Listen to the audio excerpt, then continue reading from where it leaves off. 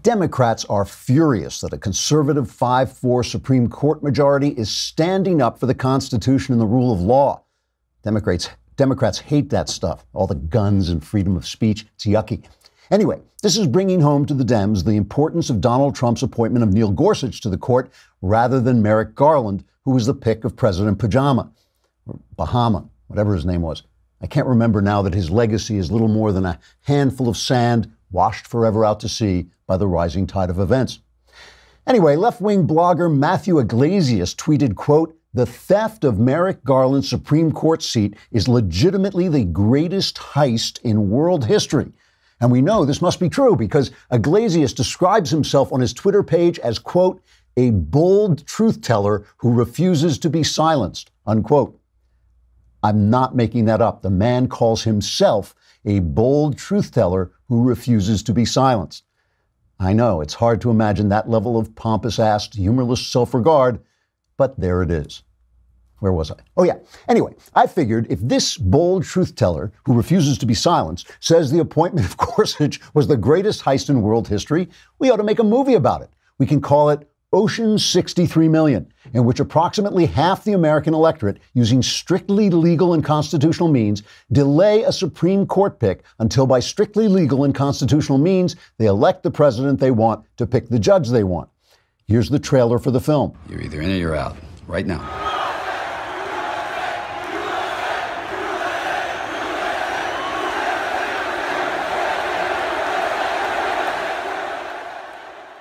Trigger warning, I'm Andrew Klavan, a bold truth teller who refuses to be silenced, and this is The Andrew Klavan Show. I feel hunky-dunky, life is tickety-boo. Birds are winging, also singing hunky-dunky-doo. Ship-shape, tipsy-topsy, the world is zippity-zing. It's a wonderful day, hurrah, hooray! It makes me want to sing. Oh, hurrah, hooray! Oh, hooray, hurrah. All right, it is mailbag day, huzzah, and we're going to, my God. Oh, sorry. We're going to bring back Jenna Ellis, the constitutional attorney, to talk to us about the latest Supreme Court decisions, all of them going in a good way by that one Neil Gorsuch vote. You know, the never Trumpers, every time you would defend, every time they thought Trump did something bad, they would say, oh, yeah, but Gorsuch.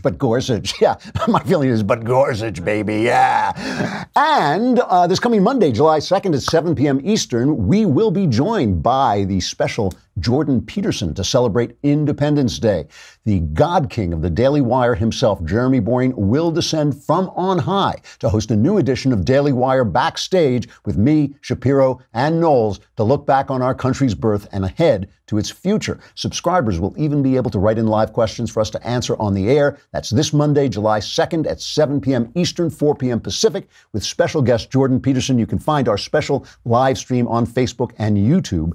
Do not miss it. Hey, you know, I always end on Wednesday with tickety-boo news, but I want to start with a little tickety-boo news. I want to send my congratulations to the great Nick Searcy, international film and television star. Nick Searcy, I think he won, I can't remember, it was either the Peabody or the Nobel Peace Prize, one or the other. Nick directed my script for the Gosnell film, a film about the abortion doctor who was, he was the worst serial killer in history, but nobody would cover the story because he was an abortionist. And they didn't want to cast a bad light on abortion, basically. And it took them 3 years, but John Sullivan and the rest of the team over there have finally gotten a distribution deal for this movie. I think it's going to open in 750 theaters, and then it'll be released. So that is excellent, excellent news. And also, we want to talk about Legacy Box. I don't know about you, but I never used to take movies or pictures or anything until everything went digital. And now I take them all the time, but they just kind of vanish, right? So we got a Legacy Box and we're putting everything. We are now in the process of gathering up all our movies, pictures, everything, putting them in the Legacy Box. And what they do then is you send your Legacy Box filled with your old home movies and pictures, and they do the rest. They digitalize your entire life onto a thumb drive or the cloud or DVD like magic, and then you've got it. Because all these things disappear if you don't have them. This way, you got them forever, and you can pull them out whenever you want them. There's never been a better time to digitally preserve your old home movies, film reels, and photos. Visit legacybox.com today to get started. Plus, for a limited time, they're offering my listeners a huge exclusive discount. Go to legacybox.com/Klavan. You get 40% off your first order. Do not forget to do this, as it helps to let them know that you're listening and following my commands, as you must. With this exclusive deal, Legacy Box starts at just $45. Or you can save up to $200 on the largest Legacy Box kit. Go to legacybox.com/Klavan and save 40% today. You can start with just a few tapes or digitalize your entire collection. Legacybox.com/Klavan. Enter that code and save 40% on your Legacy Box. There's no ease. How do you spell it? It's Klavan. I just make it look so incredibly easy. All right. You know, it's funny. We know they hate Trump, and now we know that they hate you because you voted for Trump. In fact, the Grabian people put together a montage of the left just hating on you because you voted for Trump. This is cut 7. You can play away. If you vote for Trump, then you, the voter, you, not Donald Trump, are standing at the border like Nazis going, you here, you here. And I think we now have to flip it. And it's a given the evilness of Donald Trump. If you hold down the woman while the rapist is raping her, and you didn't rape her, are you a rapist? Tens of millions of people voted for him after he showed his cards for years. But are you suggesting that they're racist, or yes. The people who vote, all the people who voted for Donald Trump are racist? Yes. Yeah. If Republicans weren't so racist, they could encourage black people who are morally conservative to be on their side. Those people who are supporting what he's doing here are racist, period. It's movements and people that are speaking up for things, whether we're talking about civil rights movement, whatever else, those movements should be nonviolent, but they should not be non-confrontational. And so these policies that this administration is putting forth are intentionally cruel, they are racist, and it is our job as citizens to speak out against that. Now, does that mean that we're going to be violent? No. But does that mean that Sarah Sanders can have a nice, quiet dinner with her family when she's taking our tax dollars to implement this policy? I don't think so.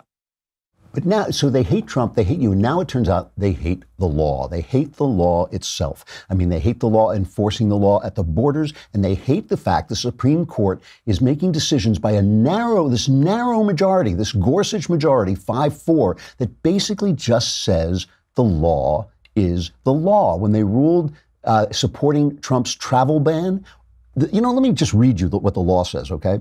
This is the law passed by Congress. Whenever the president finds that the entry of any aliens or of any class of aliens into the United States would be detrimental to the interests of the United States, he may, by proclamation and for such period as he shall deem necessary, suspend the entry of all aliens or any class of aliens as immigrants or non-immigrants, or impose on the entry of aliens any restriction he may deem to be appropriate. So when Trump said we're going to deem all those Muslims in Venezuela and North Korea, but also Chad, Iran, Libya, Syria, Yemen, and Somalia. And he said it was because of their vetting process. This is the third time they finally got it right. But he said their vetting process wasn't any good. Chad fixed its vetting process and was taken off the list. When they said this, they said, okay, that's the law. He has the right to do it. I don't particularly think this is an important restriction, by the way. None of these people have attacked us. This is not going to make us any safer. The danger is coming from within, the danger of the people, the young men who get convinced of this nonsense ideology. But he has the right to do it, and it's not for the courts to say, oh, I'm sorry, we don't like President Trump. And that's essentially what the dissent was. We don't like Trump, so he doesn't have the right to do it, even though the president does. There was also a major, this is a huge decision, saying that you don't have to. Well, you know what? Let us bring on Jenna Ellis. Jenna Ellis is the director of public policy for the James Dobson Family Institute. She's an accomplished constitutional law attorney and has a background in criminal law, contracts, public policy, leadership, and ethics. She appears on all over the place, but happily she appears here, and she has her book, The Legal Basis for a Moral Constitution, a guide for Christians to understand America's current constitutional crisis. Long time no see, Jenna. It's like I know. We're BFFs now. Thanks so much. It says you and me. We're like this. Well, it's been it has been a busy week at the Supreme Court. We have to talk. Let's talk first about this latest decision about public sector unions. Can you explain what they decided? Yes. So this is the latest in the compelled speech cases, regardless of whether it's over an abortion uh, pregnancy center, whether it's about union workers, whatever the context. This case in Janus was another compelled speech case, and where the Supreme Court, through Justice Alito, and again, like you said, that very slim 5-4 majority, saying the government cannot compel you as an individual to participate in or subsidize speech that you fundamentally disagree with.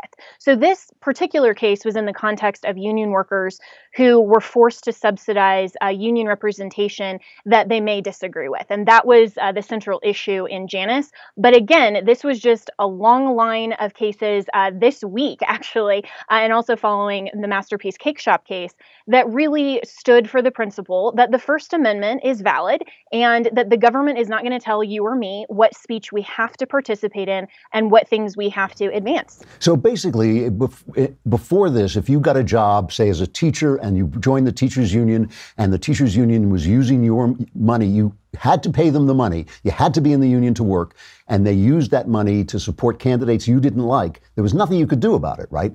But now you don't have to. Do you not have to join? Is that what it is? You don't have to join the union now? You don't have to pay the fee. You don't have to subsidize. Okay. Yeah, so this overturned a 1977 precedent that had upheld a similar law, basically saying if you were part of this collective bargaining agreement, you didn't have a choice and you had to pay the union dues. And this is saying that payment, that contribution is speech, and the government can't compel you to essentially support the collective bargaining agreements and any other form of the union that will contribute to speech that you fundamentally disagree with. And I mean, which is a great ruling. But it's a huge deal because these teachers unions, most of these public sector unions are big Democrat funders. I mean, all this money is going right from the pocket of teachers to the Democrat Party. Is that not fair to say? Yeah, and this is why a lot of the headlines that you see today is the Supreme Court strikes a blow to unions, or we saw in the National Institute of Life and Family Advocates, the NIFLA case that was just handed down yesterday. The Supreme Court favors the pro-life movement over abortion rights. That's not true. What the Supreme Court is doing is simply applying the Constitution faithfully and accurately, like an umpire in baseball. They're simply just calling balls and strikes fairly. They're not actually saying we like unions or we don't like unions. What they're saying is that the Constitution does not give the government the ability to compel speech in these particular contexts. And that's actually a good thing. So it's not them picking and choosing winners and losers. It's not about whether or not they like unions, whether or not they like pro-life pregnancy centers, whether they like abortion rights. This stands for the proposition the government cannot compel speech. Now, for a long time, the Supreme Court has been really good about the First Amendment, very strong on it. But Elena Kagan, I think it was today or yesterday, when this decision came, she accused them of weaponizing the First Amendment. I mean, as far as I'm concerned, they can nuclearize the First Amendment. They could just blow all restrictions on free speech right off. But what is she talking about? What is her point of view there? Yeah, and this is in the Janus dissent. And what's so ridiculous is that the left is making an emotional appeal because weaponizing sounds like a bad thing. And so to weaponize the First Amendment, it's basically saying, oh no, the government isn't going to compel you to now participate in all of these things that actually advance the leftist causes. So that's basically weaponizing us to go out and support the speech that we deem appropriate, that we, the people, can actually participate in speech that we want. So her term of weaponizing really is saying the First Amendment is going to protect you in the way that the Constitution actually intended.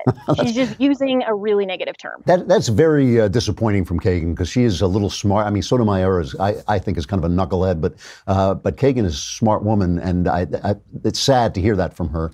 Now, on the case of the anti-abortion clinics, these are emergency pregnancy clinics in California that want to encourage you not to have an abortion. And California said, well, you have to tell them that they can get an abortion. And the Supreme Court said, no, that they don't believe in that. They don't have to say it. What about the argument that there are laws on the books that compel abortion clinics to tell you that you don't have to do this?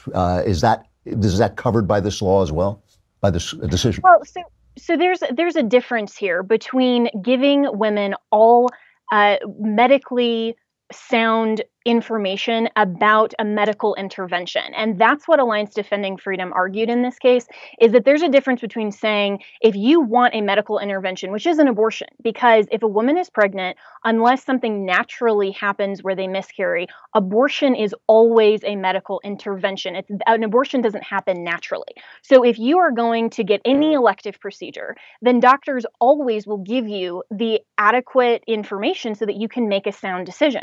And so what basically the difference is if you go to a pro-life pregnancy crisis center and you're saying, I want to be here to talk about all of this, then what the California law was doing was trying to compel those providers to say, well, one of your options is a medical intervention, when that's actually not related at all to their healthcare decisions. So that's a fundamentally different circumstance in those equations. But this particular case in NIFLA talked about how a pro-life pregnancy crisis center does not have to refer for abortion. So, Andrew, this would be the same thing as if, we were holding an Alcoholics Anonymous group, and every single person who came through the door, we had to have these big placards, we had to have brochures, we had to inform them, here's where you can get state-funded alcohol down the street. That's what this was about. Well, yeah, Jenna, thank you so much for coming on. I really appreciate your putting this in the context of the First Amendment. I didn't quite see that connection, and it really is. It's good. It's excellent news. It's too bad it's only a 5-4 margin, but hopefully it'll get bigger over time. It is. And this is why the midterms matter. We have to keep a really good Senate that will approve the next, hopefully, Trump nomination to the Supreme Court. And this is encouraging, but you're right. It's a very slim margin. Jenna Ellis, thank you very much, Director of Public Policy for the James Dobson Family Institute. We'll see you again soon, probably. Sounds good. Yeah, anytime. All right, thanks. I didn't even actually think about that all of these are covered by the First Amendment. And if you think that they like the First Amendment, let me read you something that was in the New York Times, a former newspaper, that they have a philosophy column, and it's called The Stone or The Rock, I think, because the people in it that's what they have in their heads. And this was called The Ignorant Do Not Have a Right to an Audience. And he talks about Ann Coulter, Jordan Peterson, and who is the other one? Charles Murray, he talks about. And he says that if you think these people have a right to an audience, he says you can't silence them, but you don't have to give them a platform. That means that colleges shouldn't have to invite them. And he says you're listening to John Stuart Mill, who wrote the famous book On Liberty, in which he talked about basically that any given opinion that someone expresses, you have the right to express your opinion. Basically, John Stuart Mill is the founder of what we call classical liberalism, which is your freedom ends at the other guy's nose. You have a right to swing your fist until it reaches the other guy's nose, then you got to stop. And what he is talking about is the arguments of Herbert Marcuse, or Marcuse, who was a truly dangerous thinker, who said basically that his moral opinion, he was a socialist, he said basically that moral opinions had the quality of fact, and you could censor people who disagreed with you, and you had to. And this is the New York Times is allowing this guy, listen, freedom of speech, let him have his say, but it tells you where these people stand. They hate Trump, they hate you, and they hate the law. And one of the things we talked about earlier, I think it was this week, maybe last week, was that the law, the rule of law, protects your freedom and it protects your equality.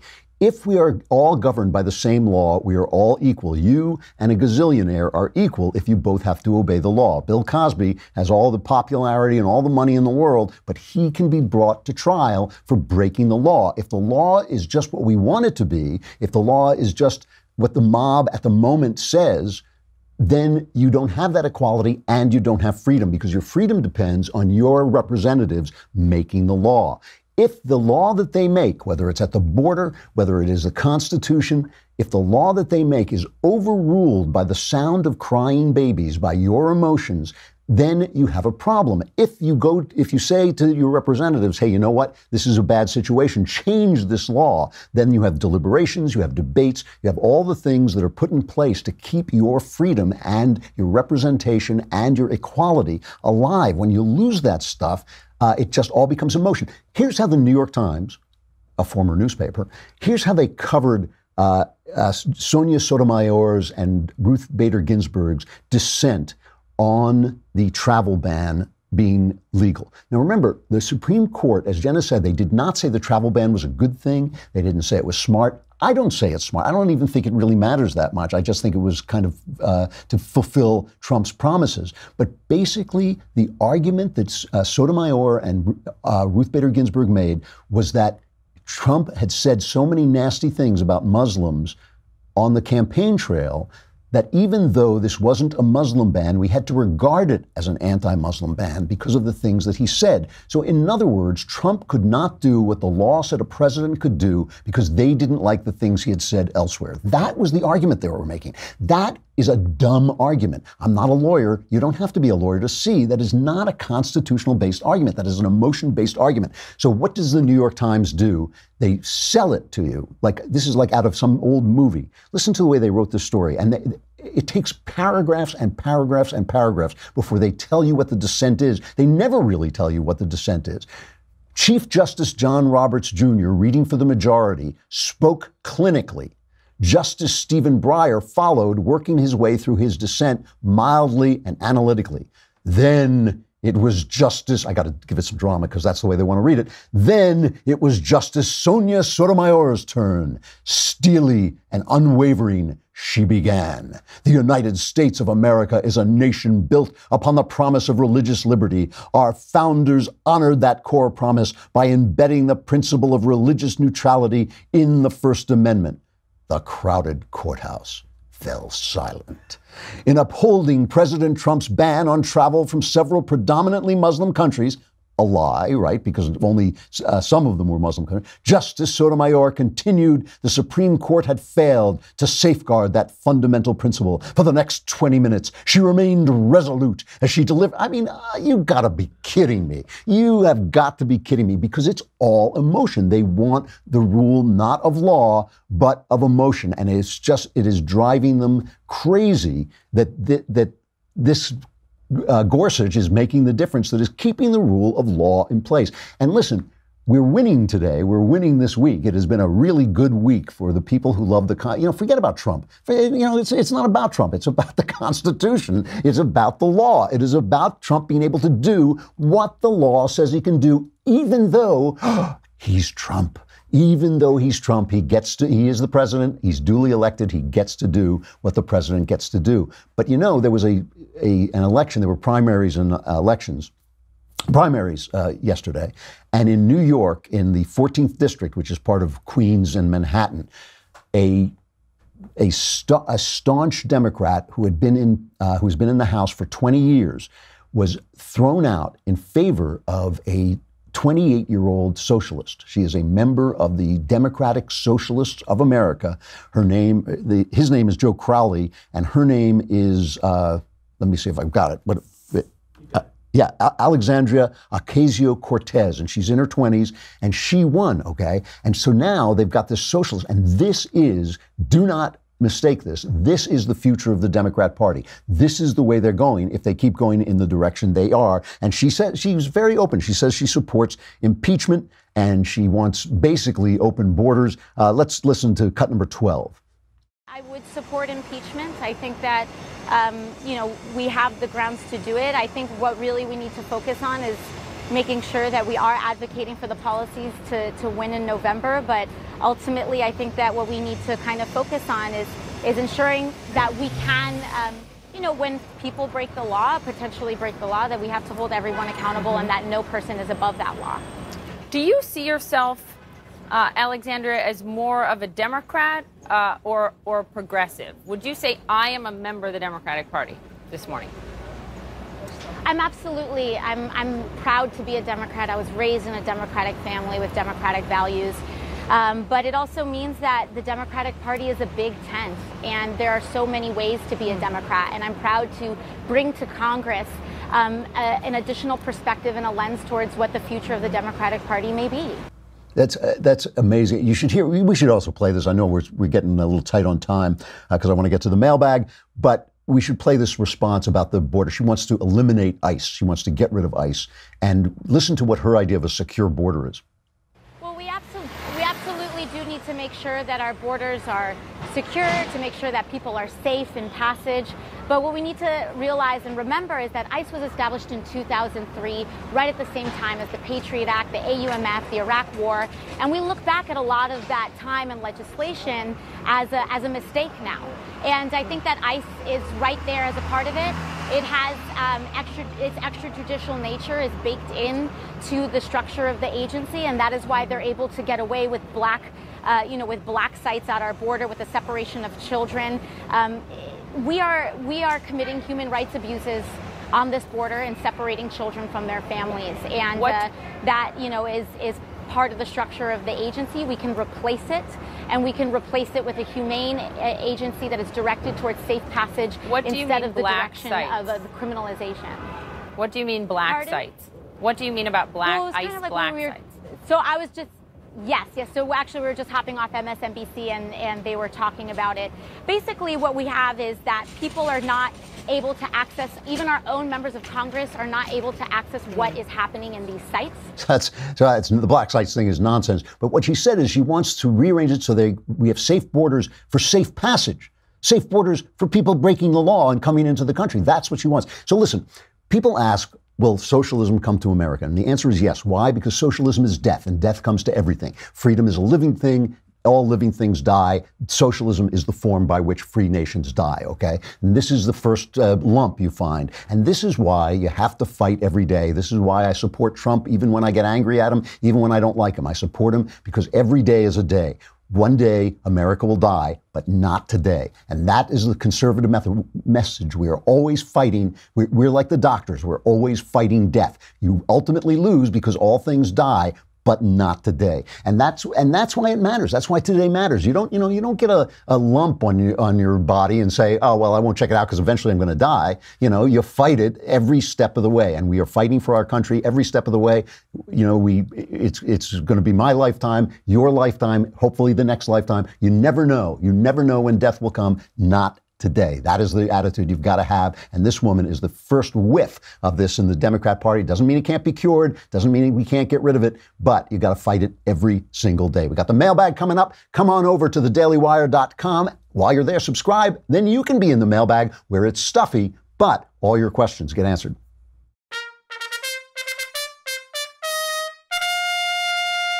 All right, the mailbag. That's what I was going to say. All right, from Tori, dear host of the best podcast I have ever listened to. That is, in fact, my middle name.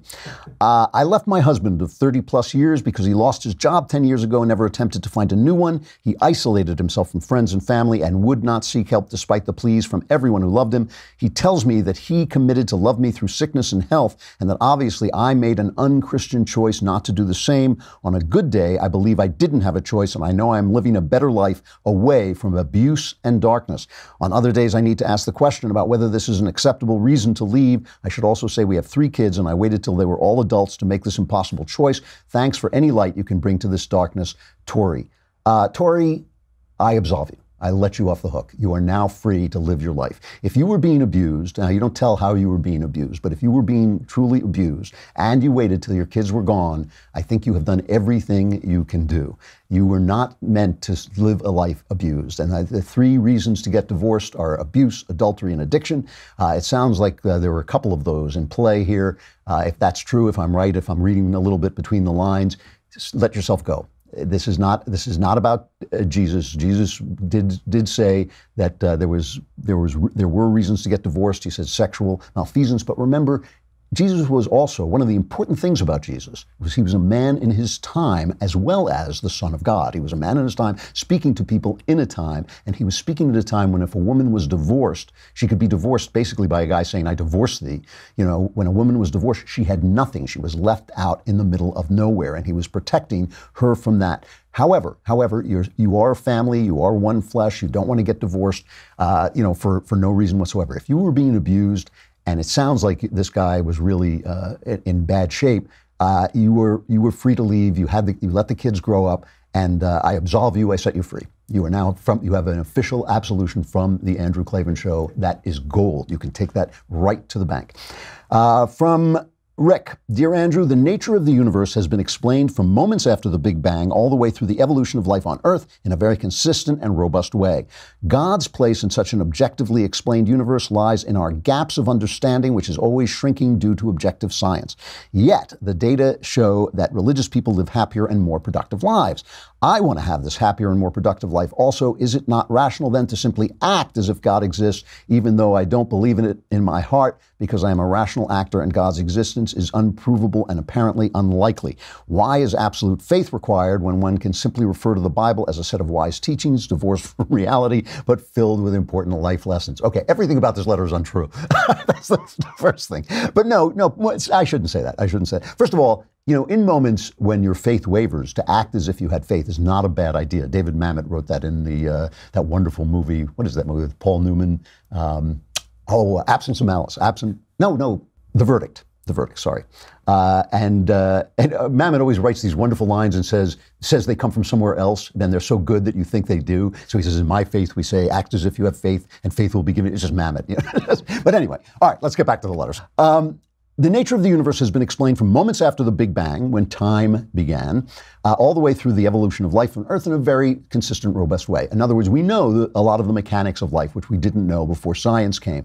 God, first of all, exists out of time, and he is not matter. He is the meaning of matter. So it's fine that we know all the mechanics of the way things work. We don't know the meaning of the things, and we don't know what they represent. So just think of it, it's the same as language, okay? I say 2 + 2 = 4. Everything that happened just now was physical. You heard it through the sound waves, you heard it in your ears, the mechanics of your ear. My brain fired to let me say that. My voice, my breath stirred my vocal cords. All of these things took physical form. But 2 + 2 = 4 has no physical form. 2 + 2 = 4 is the meaning of what happened, right? God is like that. What happens in life, what happens in history, what happens in your heart, all of it is explainable, but the meaning of it is above that. The idea of it is above that, and that is where God lives, and that is what you have faith in. What you have faith in is that you are not just some piece of meat that is flicking from the womb to the grave with no meaning whatsoever, that this is a moment that is happening in God's mind, and you are his idea, and that idea goes on as long as God goes on. And that is why in Christianity they preach the resurrection of the body. It's because you are matter. God speaks through matter, and you will have a body beyond this body, another kind of body in the future. So none of the science that you're talking about, this God of the gaps you're talking about, is the God of foolish people, okay? Just because foolish people have foolish ideas about God, they also have foolish ideas about science. Foolish people's foolish ideas do not disprove the thing that they're talking about. The science that you're all talking about is wonderful, it's delightful, but it speaks nothing into the meaning of things, which is what we're talking about when we're talking about God and religion. I hope did I answer the question? I think so. Sorry, I got distracted by trying to remember the name of the movie. From Doran, in response to my interview with John Miller, what books would you recommend from Daniel Silva and Dean Koontz? First of all, Silva has a series, and I'm one of those guys who likes to take series from the beginning. I always read the beginning. His first book is probably not his best. He gets better as he goes along, but just pick up his guy is named Gabriel Allon, and just Google that series and read it. It's so it is so addictive. In fact, I like to buy, there's this used bookstore I go to here called the Iliad, which I just love. And I like to go and pick up his books, and they sold out of all his books, so I can't get the next book in the series. And I could order it and pay for it, and I probably will. But I always love to go to the Iliad. That's my excuse. Koontz is terrific. I mean, Koontz is and he's a fan of mine, by the way. He has sent me a fan mail. But Koontz is great. Intensity is a wonderful book. He has a lot of. There's one. What is the one? I'm missing all these titles. But almost everything he does is good. Intensity is a really, really powerful one. The Silent Corner, The Whispering Room. He's just got a lot of really great books, and you can almost go and pick one up at random. He is so intense and such a good writer. He's kind of like the Stephen King. He's a huge bestseller, but people always go to King first. But Koontz kind of occupies a little bit of that space in a much more morally intense and astute way. He really is a good thinker as well as a good writer. From Cole, dear hateful Lord Klavan, hated by some leftist hate groups, but not by the hateful Southern Poverty Law Center. I know, and I'm bitter about it. My question is, do you find yourself more annoyed by the left now during the Trump administration or before by the Obama administration? Well, much more during the Obama administration. Obama, I thought, was really doing harm to the country. There was no way of knowing that Trump was going to destroy his legacy and blast it into little radioactive bits that would float away, such that you can't even remember President Pajama's name. But we didn't know that. So it was a very intense time watching him basically supersede the Constitution with his pen and his phone, corrupt the government. That was the worst thing. Corruption is so bad because it doesn't matter if you have constitutional government, if the IRS is going to silence you. It doesn't matter if you have a First Amendment, if the IRS can silence you. It doesn't matter if you have the rule of law, if the Justice Department is so corrupt it's investigating spying on an opposition candidate. It's if the State Department is sending out people to lie, to cover up its mistakes in Benghazi, it just doesn't matter. So that was truly annoying. What makes me really sad, I must tell you, is children, young people, being schooled in ignorance in our universities so that they no longer know why we believe the things we believe, why we have the rules we have, why we say free speech. I mean, you have to go and explain to them that once you shut down somebody's speech that you disagree with, then your speech can be shut down. And then it all depends on who's got the power to say what ideas are smart and what ideas are stupid. That's what that moron in the New York Times doesn't get, right? Once you start to silence people, then it's all about who has the power to silence people. And we don't want it to be about that. We want it to be about free speech, free argument, ideas changing hands. So it was much more dangerous during the Obama administration. Now I'm really sad that some of these people are supporting the socialism that destroys and and just don't know why we have the ideas we do. From Frank. Andrew, love your show. Why do you think the Republicans have done such a horrible job explaining the law regarding detention of immigrant minors? They have just said repeatedly it's the law without explaining how all the different areas, such as minors not being allowed, expedited removal proceedings, the 2016 Ninth Circuit Court ruling, and everything else in general. Republicans stink when it comes to describing things. I mean, if you listen to the emotionally charged terms that Democrats and leftists use to sell their bad ideas, and then listen to the dull terms that we use to sell our good ideas, it is a shame. And that is one of the things, one of Trump's big strengths. They say, babies in cages, babies in cages. You turn on MSNBC, that's all you hear, babies in cages, as if children weren't separated from their felonious parents every day across the country. That is what you have to do when people commit a felony. You have to take their kids away. They get babies in cages. Racial profiling. That sounds really bad. What does that mean? It means a cop who is schooled and knows his district, knows his beat, and looks around and sees a black guy in a hoodie who shouldn't be there, that he thinks, that guy is suspicious. I know it because I'm a cop. He's supposed to pretend that the fact that the guy is black didn't have anything to do with it, when sometimes it just does. But racial profiling sounds bad. Objectifying women, which means men like beautiful women. They like to look at pretty girls. That sounds bad. We come up with the administrative state, right? They build a structure to come and rip your freedom away by fiat, and we call it the administrative state. I mean, that's why things like the deep state, right-wing intellectuals say, oh, the deep state, it sounds like a conspiracy. It's emotional, you've got to appeal to people's emotions somewhat, even though, especially when you're selling good ideas. We're just bad at it. From Veronica, dear Andrew, how does one decide what to do with her life? What's more important? God's will, skills, passions, money, lifestyle, all of the above. Life is truly overwhelming. There are too many options. How can I narrow it down when I have many different interests and skills? And where does God's will factor into it? Or is it a factor at all? Please help. Really good question. God's will is everything in this matter, because God has a plan for you, not for good, not for evil, but for good.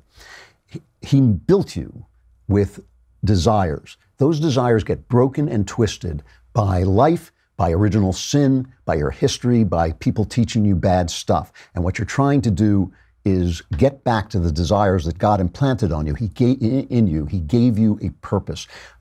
You will seek ye first the kingdom of God, and all these other things will be given unto you. Don't go after the money. Don't go after the fame. Don't go after hierarchical superiority. I don't care what anybody says about that. Go after the thing that you were made to do. And the thing that you were made to do is not, see, the reason God's will matters is because we get confused about these things. We start to think like, oh, you know, I want power. I want to be president of the United States. And then you think about it, should I be president of the United States? Was that really what I was made to do? Maybe I was made to be a mom. You know, maybe I was made to, be a homemaker. Or what is it that I'm supposed to do? If you're listening to all the things that people tell you should do, and you're not listening to the voice of God who will tell you what he made you for, and will clarify your desires and put you in the right direction. Prayer really helps with this. Listening to yourself in an honest way, listening even to your dreams, looking at your daydreams, looking at your daydreams and seeing. Like, for instance, when I was young, I thought I wanted to be famous. I got kind of famous, and I thought, like, oh yeah, I don't really care about, this is not what I cared about. And I always noticed in my daydreams, always wanted to be a writer. All I ever wanted was to be a writer. In my daydreams, as a kid, I was always a writer, but I was always writing under a pseudonym because I didn't want anybody to know who I was. You know, I never really wanted to be in the public eye like that. I just wanted my books to do well, you know? And so paying attention to what you really want and what God made you for is the way to find out what you do in life. It works great, by the way, and it can be done. Don't be overwhelmed. Take your time. It is a blessing. It is a blessing that you have so many options, so many choices. God bless America. God bless the free world that you have so many choices as a young woman. I think it's a wonderful, wonderful thing. I got to stop there. I've gone over my time, but let us go to Tickety Boo News.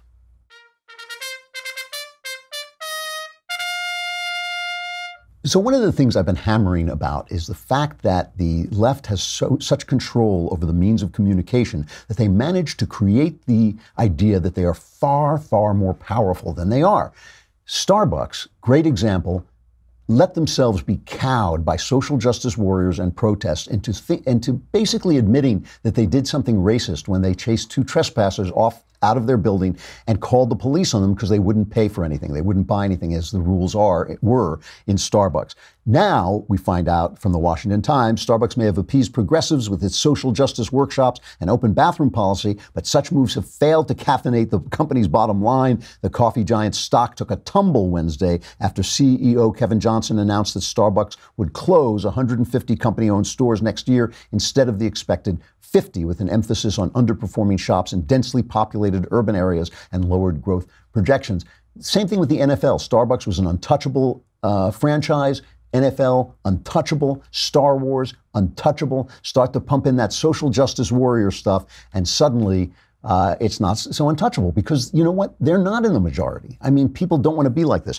Tracy Ullman, God love her, has a hilarious bit. And I noticed that, like, you couldn't get it on YouTube for a while. Now it's up there, but I don't know if they're shutting it down or not. But she had a thing where she has a woke support group for people who are so woke they can't enjoy their lives. And the thing that's so important about this is when these voices start coming out and they start becoming popular, and people, she is in England a very, very well-respected comedian. She really can be hilarious.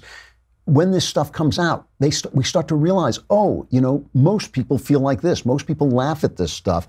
Just because they're the ones doing the shouting doesn't mean they have the power, or we should give them the power. Take a look at this. It is hilarious. Okay, everyone, welcome. This support group is for people who are so woke that they are finding it impossible to have any fun at all. We have somebody new with us this week, so would you like to introduce yourself? Hi, I'm Oscar. I think, like a lot of you guys, for me it started with the little things. Signing an online petition, going to a march. Well, I mean, before I knew it, I was writing to The Guardian about LGBT representation in the Harry Potter books. Which is shocking, by the way. All right, Lily. We've all read your blog. Don't worry, Oscar. You've come to the right place. All of the young people in this room are ruining their lives by being overly virtuous. That's actually a microaggression to say young people, because it carries subconscious bias towards the elderly. Actually, what you're doing is denying agency to the elderly, which is arguably much worse. See, this is what I'm talking about. You see, it's a slippery slope.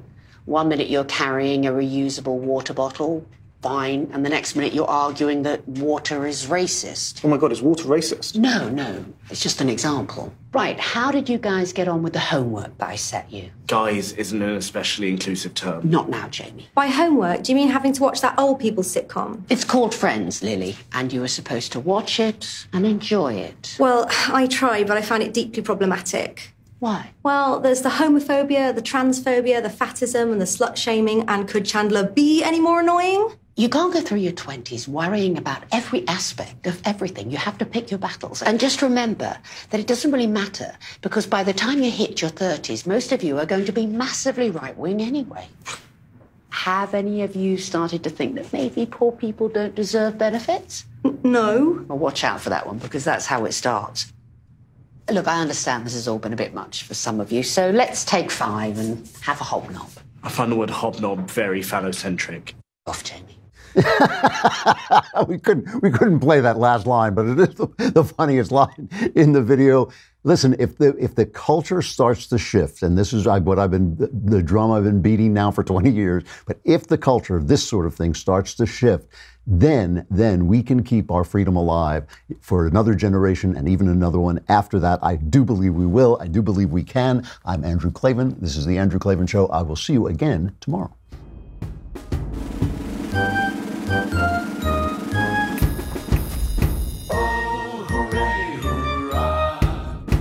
The Andrew Klavan Show is produced by Robert Sterling. Executive producer, Jeremy Boring. Senior producer, Jonathan Hay. Our supervising producer is Mathis Glover. And our technical producer is Austin Stevens. Edited by Emily Jai. Audio is mixed by Mike Cormina. Hair and makeup is by Jesua Alvera. The Andrew Klavan Show is a DailyWire Forward Publishing production. Copyright Forward Publishing 2018.